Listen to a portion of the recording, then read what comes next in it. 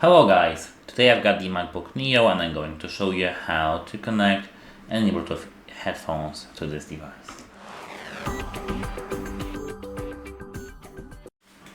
You need to at first enter the pairing mode on your device.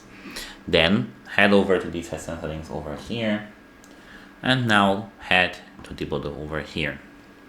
As you can see, your earbuds should appear right here in the nearby devices. Let me quickly enter the pairing mode on my AirPods.